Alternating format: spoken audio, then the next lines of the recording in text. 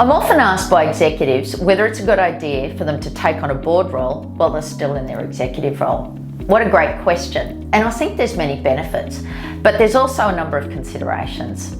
So what are some of the benefits? Well, I think as an executive, when you go and sit on an external board, you get a different perspective. You get that whole of strategic perspective, you get a governance perspective. Indeed, it probably helps you interact with your own board.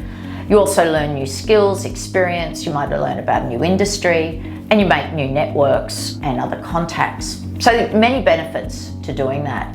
So personal leadership and development and growth can be really enhanced, as well as perhaps your career options. And that might be in other executive roles or indeed in board roles if that's where you choose to go in your career. You should also, though, be very careful of a couple of things. So first of all, does your contract of employment allow you to sit on other boards? And even if it does, what are the approval processes? Obviously, you'd want to have a chat to your CEO or whoever you report to in your organisation about sitting on a board before you take on and accept that role. You also need to think about conflicts. So conflicts of substance, and obviously your organisation's not going to be happy about you taking on a board role which would be in conflict with your executive role because perhaps it's in a competitor space.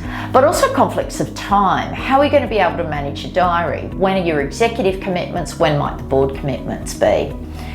And also you need to think about personal liability and due diligence. Once you're operating outside of your home company, you're really on your own in terms of making sure that you've undertaken due diligence of the company on whose board you're going to sit, that they've got director and officer insurance, that they've given you appropriate indemnities, because your home company is obviously separate to that board on which you're going to sit. From a company perspective, should you allow executives to sit on other boards? Well, for all the reasons I've given, maybe that's a good idea, but I think it's useful to have an internal protocol about executives sitting on board roles.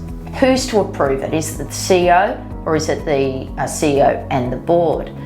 Are there criteria about what sort of board roles executive can take on? Is it only in companies that are complementary to your executive role? Is it only not-for-profit boards, for example?